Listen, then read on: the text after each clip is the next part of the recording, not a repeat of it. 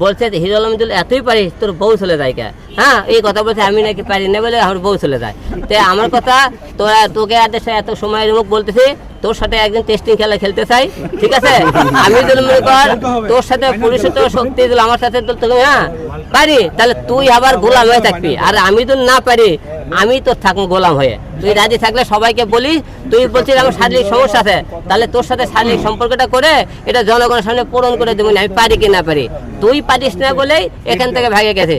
তুই হলে দে, কারণ তুই মানিকেও ঠকাইছিস। ওর একটা বাচ্চা, ও এখন সুগার ডাডিলে চলে, খাট কাঁপানে নাইকে বলেন, ও এখন খাট কাঁপানে নাইকে সময়। হ্যাঁ, তাই আপনাদের বলবো যে মানুষের সাথে কিছু কাউকে কিছু বলার আগে নিজের কথা আগে ভাববি। তুই কে ছিলি? তোকে রাস্তা থেকে তুলে আনছে মানিক, সেখানে একটা বাচ্চাটাকে তুই সুগার ডাডিলে চলাফেরা করি। আচ্ছা, আপনি ওই একটা কথা বলে ওই একটা ড্রেস আপনাকে 2 বার পরে না, আচ্ছা ভালো কথা, ওই একদিন শুটিং করতে পাই হলো 10,000 টাকা, তাহলে এক কাপড় যদি 2 বার মনে করেন না পরে, ওই যে মাসে কটা শুটিং করে যে 2টা করে একটা কাপড় 2বার পরে না, তাহলে এই টাকাগুলো করতে কাছে অবশ্যই সুগার ডাডিলে চলাফেরা করে খাট কাপড়ে নাইকে যাকে বলে, বুঝছেন? খাট কাপড়ে নাইকে বোঝেন আপনারা?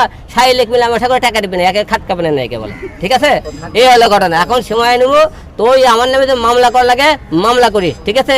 আর তুই যে জজের সামনে যে বলবো না, জজ সাহেব সকলের আগে অনুমতি দেন, তাকে শারীরিক মিলামেশা করা দেন, পুরুষের টলে কথা বলতে এটা আগে টেস্টিং করার আপনি অনুমতি দেন। আচ্ছা, আমি তার কথা নিয়ে ভিউ কেন কামাবো ভাই? আমাকে আপনি এতগুলো লোক আইছেন, আমাকে ভিউ না হলে আপনি কেন আইছেন? আমাকে চিনেন না আপনারা? তো ওয়ান নামলে ভিউ, আচ্ছা ওয়ান নামলে আমার ইউটিউব চ্যানেলে কি ফেসবুকে 2-1টা ভিডিও আছে, দেখেন তো কয়টা ভিডিও আছে। আসলে সেই ট্রেন্ডিংয়ে নাই, সেই চলে না এখন। ও এখন 2-4টা খামনি করে সুগার ডাডিলে চলাফেরা করে, সেই দিকে ভিডিও, আর কয়টা ভিডিও আপনার দেখছেন? দেখেন তো, আপনার দেখেন তো সে কয়টা কাজ করছে এই জায়গাতে আপনি।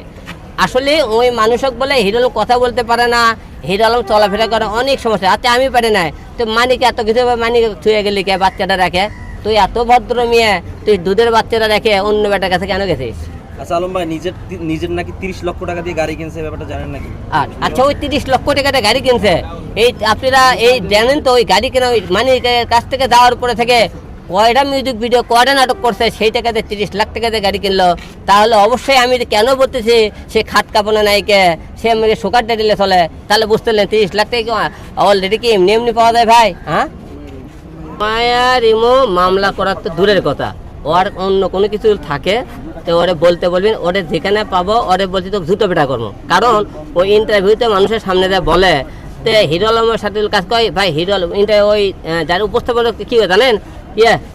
আপনি তো কি জুতো পরাচ্ছেন? কয় কেন? কয় জুতোটা খুলে দিয়ে বাড়ি দেন আমার। কয় কে? কয় আলমের সাথে অভিনয় করতে জুতোটা আমাকে বাড়ি দেন।